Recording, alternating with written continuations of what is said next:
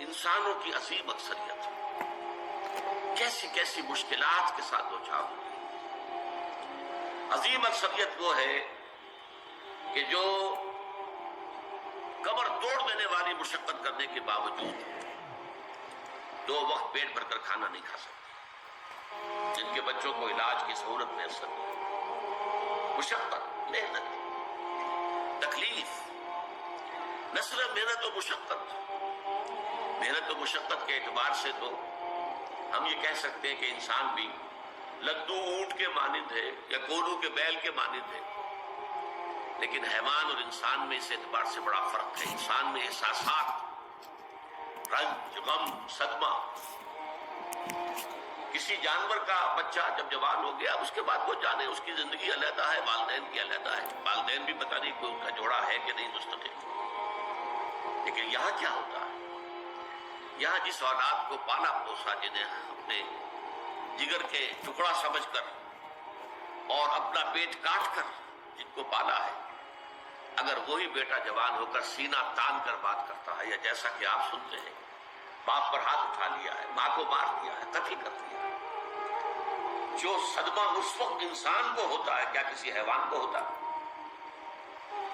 یہ صدمات، یہ رنج و غم قرآن مجید میں ایک پوری سورہ مبارکہ ہے اسی پر، جس کا مرکزی مضمون یہی ہے، لا اقسم بهذا البلد وانت حل بهذا البلد ووالد وما ولد لقد خلقنا الانسان في كبد۔ میں جو ابتدائی قسمیں ہیں ان کو اس وقت تشریح نہیں کروں گا، اس لیے کہ وہ ہمارا اس وقت کا موضوع نہیں ہے۔ جس پر قسمیں کھائیں اللہ نے 3، لا اقسم بهذا البلد وانت حل بهذا البلد ووالد وما ولد، 3 قسمیں کھا کر بات کیا کہی؟ ہم نے انسان کو محنت اور مشقت ہی میں پیدا کیا ہے۔ محنت اور مشقت ہر انسان کا مقدر ہے۔ عام طور پر سمجھا یہ جاتا ہے کہ غریب لوگوں کے لیے یہ معاملہ ہے، نہیں، اصل میں محنت اور مشقت کی شکلیں مختلف ہیں۔ کوئی شخص دفتر میں بیٹھا ہوا مشقت کر رہا ہے، کسی کی ذہنی مشقت زیادہ ہے، کسی کی جسمانی مشقت زیادہ ہے۔ یہ جسمانی مشقت والا جو ہے تھک ہار کر رات کو سوتا ہے تو صبح کی خبر لائے گا، وہ پوری طرح ٹانگیں پھیلا کر سوتا ہے۔ اور یہ جو ذہنی مشقت کرنے والے ہیں، لمبی لمبی کاروں میں چلنے والے اور بڑے بڑے محلوں میں رہنے والے، ایئر کنڈیشنڈ آفیسز اور بنگلوں میں رہنے والے، ان کی راتوں کی نیند حرام ہو جاتی ہے۔ ان کو جو مسائل درپیش ہوتے ہیں، انہیں جو صدمے ہوتے ہیں، انہیں جو فرسٹریشنز ہوتی ہیں، یہ نقصان ہو گیا ہے، یہ معاملہ ہو گیا ہے، فلاں نے یہ کر دیا ہے، فلاں پرابلم پیدا ہو گیا ہے، یہ ساری چیزیں جو ہے یہ اس غریب مزدور کے لیے نہیں ہوتی۔ آپ کو معلوم ہے ہپنوٹکس کی ضرورت جو ہے انہی عمرا کو ہوتی ہے، سیڈیٹیوز کی ضرورت انہی کو ہوتی ہے، ٹرینکولائزرز انہی کو چاہیے، انہیں نرم گدیلوں کے اوپر نیند نہیں آتی۔ تو مشقت اور محنت ہر ایک کے لیے۔ صدمہ، غالب نے بہت خوب کہا تھا، قید حیات و بند غم اصل میں دونوں ایک ہیں۔ موت سے پہلے آدمی غم سے نجات پائے گی، یہ انسان کا مقدر ہے، یہ تو ہو کر رہنے والی شے ہے۔ غم تو رہے گا، صدمہ رہے گا۔ آپ کو شاید یاد آیا ہو، ایک بڑی عظیم ہستی گزری ہے انسانی تاریخ میں، گوتم بدھ، کپل وستو کا شہزادہ، at the prime of his youth, 30 برس کی عمر، اس نے مشاہدہ کیا لوگوں کو، لوگ دکھوں میں ہیں، لوگوں کے لیے مصیبتیں ہیں، لوگوں کے لیے تکلیفیں ہیں۔ ایک اندھا آدمی دیکھا، اس نے چلتا ہوا جو ٹھوکر کھا کے گرا اس کے نگاہوں کے سامنے، اس نے سوچا یہ کیا ہو رہا ہے، کیوں ہے یہ اندھا کیوں ہے؟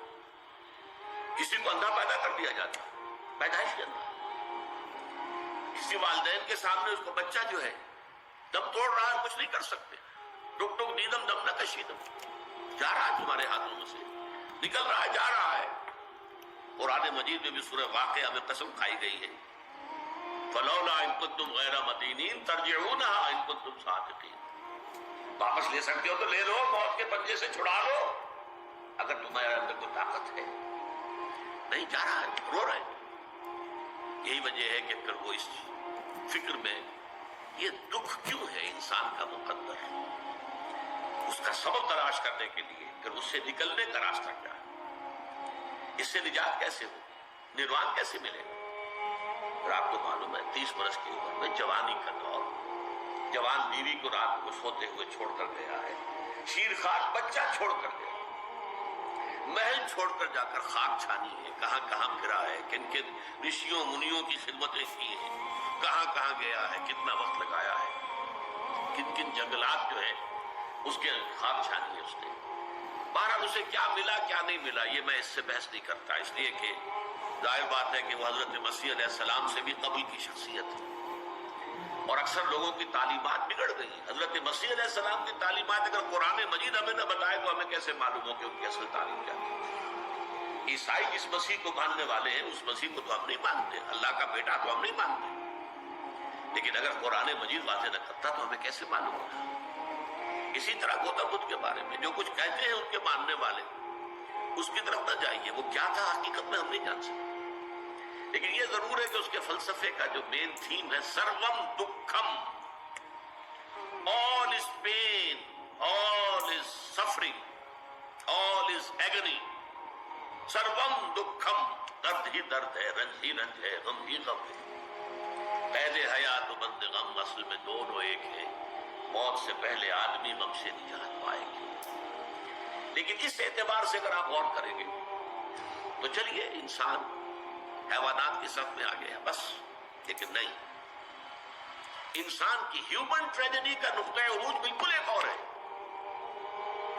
مرنے کے بعد پھر اٹھایا جائے گا، پھر جواب طلبی ہوگی، کیا کرتے رہے زندگی بھر؟ تم نے حقیقت کو پہچاننے کی کوشش کی؟ تم نے حق پر چلنے کی کوشش کی؟ یا تم نے ظلم کیے، زیادتیاں کی، ناانصافیاں کی؟ آؤ حساب دو۔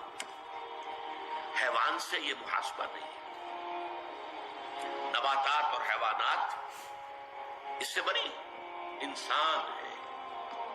اس پر بھی ایک سورت ہے قرآن مجید کی، سورۃ الانشقاق، یا ایھا الانسان انک کادح الی ربک کدحا فملاقیہ، اے انسان تیرا معاملہ یہ ہے تو مشقت پر مشقت جھیل کر، تکلیفیں پر تکلیفیں برداشت کر کے پھر ایک دن اپنے پروردگار کے حضور میں حاضر ہوگا جواب دہی کے لیے۔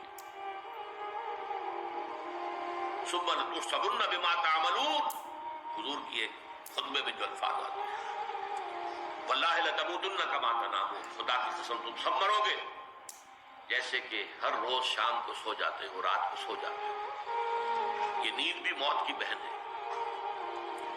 ثم لتبعثن کما تستيقظون، لیکن پھر جیسے روزانہ صبح بیدار ہوتے ہو ایسے ہی ایک صبح قیامت آئے گی کہ سب اٹھا لیے جاؤ۔ ثم لتحسبن بما تعملون، پھر تمہارا محاسبہ ہوگا، that grand accountability، وہ مسئولیت عظیم، پوری زندگی کا حساب، چھوٹی سی چھوٹی باتیں۔ وَمَنْ يَعْمَلْ مِثْقَالَ ذَرَّةٍ خَيْرًا يَرَهُ وَمَنْ يَعْمَلْ مِثْقَالَ ذَرَّةٍ شَرًّا يَرَهُ، ذرے کی ہم وزن نیکی ہوگی وہ بھی سامنے پاؤ گے، اور ذرے کی ہم وزن بدی ہوگی وہ بھی سامنے پاؤ گے۔